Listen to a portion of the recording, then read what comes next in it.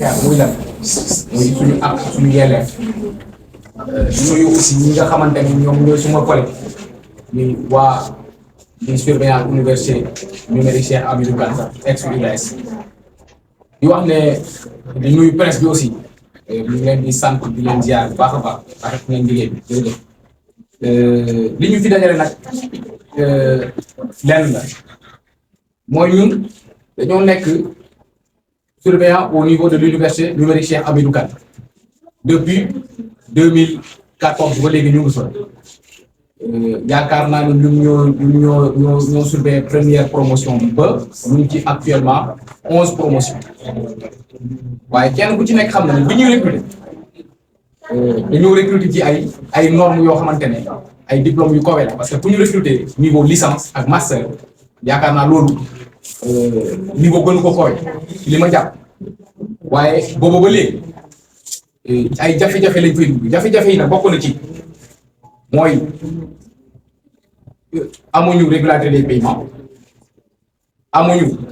aussi augmentation mais amuñu contrat bu dëgër ay prestation lañu am mais aussi ci biir université bi li ñu xamal mooy dañuy def li ñuy wax la promotion comment dirais la promotion des travailleurs surtout au niveau de la surveillance mais gisuñu ko ñun li ñu gis li ñuy def moo depuis bi ñu fa nekkee ba jooni yàlla tey nii may wax ak yéen ñu ngi ñu amee 4 mois arrière yoo xam ne fayuñu te kenn ku ci ne xam na ne ay kilifa ñoo fa nekk ay responsable ay pères de famille yoo xamante ne tey bu weer dee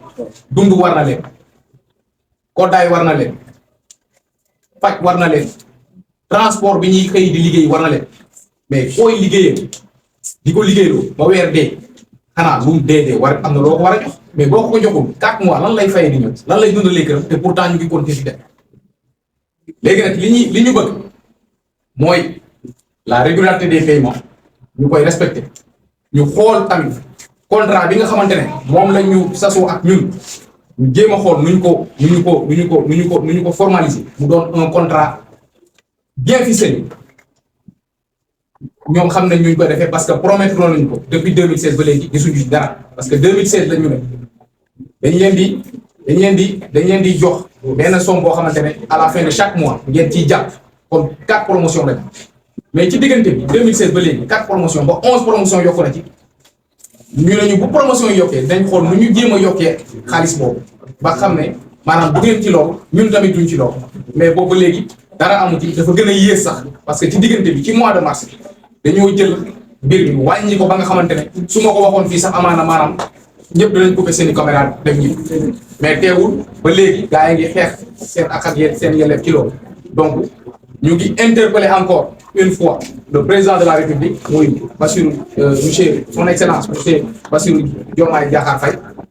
ak le ministre de l'enseignement supérieur mu ñu xool lu ñu jéem a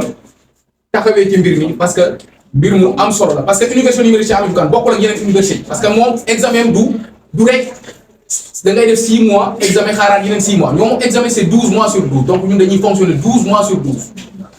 chaque jour dañuy xëy dem ENO de 9h à 18h ñun ñoo fay njëkk ñoo fay mujj donc li waroo ak ñun li ñu waroo ak ñun mooy à la fin de chaque mois dañu jox li ñu xamante ne moom lañu yeyoo ak ñoom muy loo xamante ne ñun dinañ ci gis suñu bopp mën ci faj suñuy doom mën ci joxe dépense mën ci faj suñuy jabar mën cee yor suñu bopp waaye loolu gisuñu ko encore une fois ñu ngi koy naxaru te nag fii lañ ko waxee te am nañ yaakaar ne fii ñu ko waxee fii dinañ fi fajoo ndax ñi ñu fi gis ñu ñëw yëpp wax fi seen i mbir yàlla def na ci saafara kon ñu ngi ñaan yàlla lii nga xamante ne moom lañ fi wax na fi fajoo bu fi fajoo wi tamit teewul dàquñu waaye danañ continuer tamit di ko xeex ñu ngi nii may wax ak yéen ñu ngi nekk en mouvement ñu ngi nekk en mouvement presque depuis le mois de février ba léegi damuñu liggéey mais teewul ne am na contrat boo xamante ne defaraat nañu ko mais ñun ànduñu ci contrat boobu parce que contrat ba léegi dafa leerul parce que waxuñu ba léegi quantum horaire bi naka lay demee ak naka lañ war a liggéey ci loolu donc ñu ngi wax ne ñoom nañ ñu jéem a rencontrer nu mu gën a gaawee li ñu bëgg a liggéey ak ñun ñu ne ñu lii la ñu bëgg ñun tam ñu ne ñu lii lañ mën su ko defee ñu xool ba xam suñu arrangé baax na bu ñu arrangé wu ñu xool naka la ñu jëm naka la ñu xool jee leneen waaye nit ki mënoo koo téye 2014 ba jon yàlla tey ba 2024 10 ans yoo xam ne amul lenn loo xamante ne am na ci avancement ci koo xamante ne yow nga ne da nga ko recruter niveau licence ak master lii daal moo nekkoon suñuy kàddu encore une fois te ñi nga xamante ne moom mooy la promotion sur le recrutement des surveillants nañu ko jëmal parce que ñun gisuñu en tout cas ñun au niveau des surveillants gisuñu benn surveillant boo xamante ne université bi jël na ko ne kaay jël poste bii nga doxal ko gisuma ko bu amee nañ ne ma am na mais man gisuma te samay collègues ñu ngi fi tamit xam nañ ne gisuñu donc nañu defoo bu newoon ne ñoo xam ne sax amuñu niveau bi amuñu xam-xam bi waaye dañu ko xam pratiquer université bi def fa 10 ans un environnement bu fa def 10 ans yaakaar naa ne war nga xam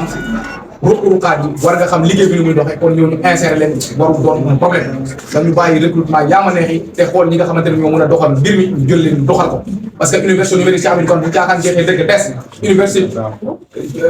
El Hadj Ibrahima bi mu jëy judd sax mu ngi koy raw li koy def nag ñoom ñi ko seq xam nañu donc nañu bàyyi caaxaan yi te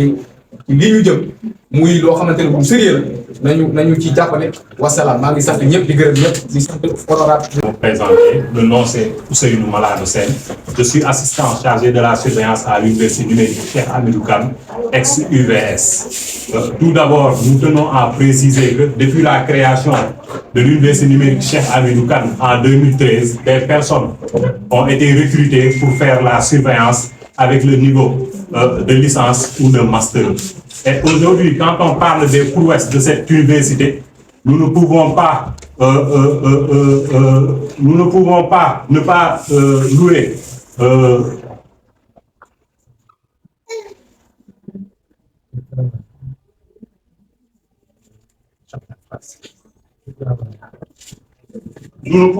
ne pas louer le travail remarquable de ces assistants chargés de la surveillance. Aujourd'hui, ces assistants travaillent 12 mois sur 12,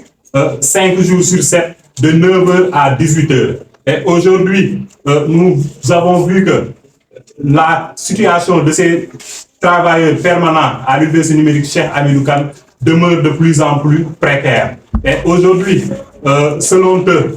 qui disent que la surveillance n'est pas un métier, j'ai une question à leur poser, c'est à savoir, est-ce que être recteur est un métier? Est-ce que être directeur des ENO est un métier? Est-ce que être président de la République est un métier? Je dis non, ce sont juste des postes de responsabilité. Et à la fin de chaque mois, si le devoir est accompli, ils perçoivent leur but pour aller nourrir leur famille. Et il doit être de même pour les assistants chargés de la surveillance à l'université numérique Cheikh Hamidou Kane. Nous devons noter aussi que, imaginez, à l'heure où je vous parle, il y a des surveillants qui sont restés 3 à 5 mois sans pour autant percevoir leur salaire. Pourquoi? Parce qu'ils se sont engagés dans ce collectif pour combattre ce qui leur revient de droit. Et aujourd'hui, ils ont été sanctionnés et privés de leur but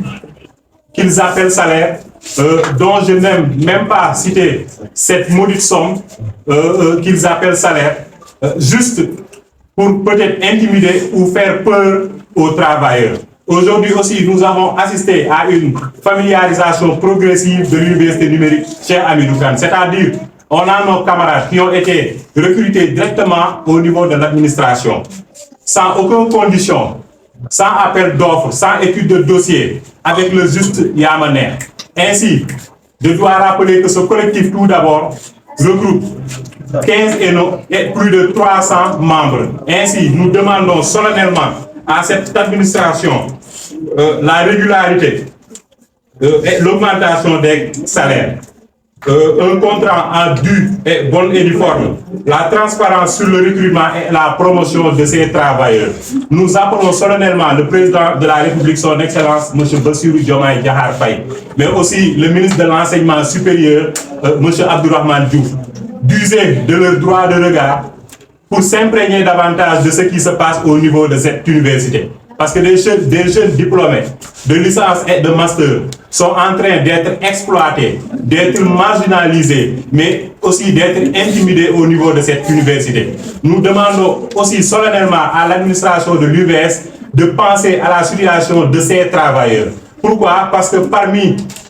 certains de nos camarades, certains, nonobstant leur diplôme de licence ou master, ont préféré briguer les vagues de l'Atlantique au péril de leur vie pour aller espérer des lendemains meilleurs. Nous disons non. Pourquoi? Parce que nous croyons à notre pays. Nous pensons bien et nous savons pertinemment que le Sénégal sera ce que nous en ferons, nous, la jeunesse. Aujourd'hui, en ce jour solennel, je rends un grand hommage à tous ces travailleurs qui nous ont accompagnés sur ce combat. Et je dis aussi que d'ici la fin de ce mois, si rien n'est fait, nous allons nous mobiliser davantage pour partir en grève et à une durée illimitée avec toute la base de ces travailleurs pour montrer aux autorités compétentes de l'Université virtuelle du Sénégal que cette exploitation de leurs travailleurs doit cesser. Mademoiselles et messieurs, je vous remercie de votre attention.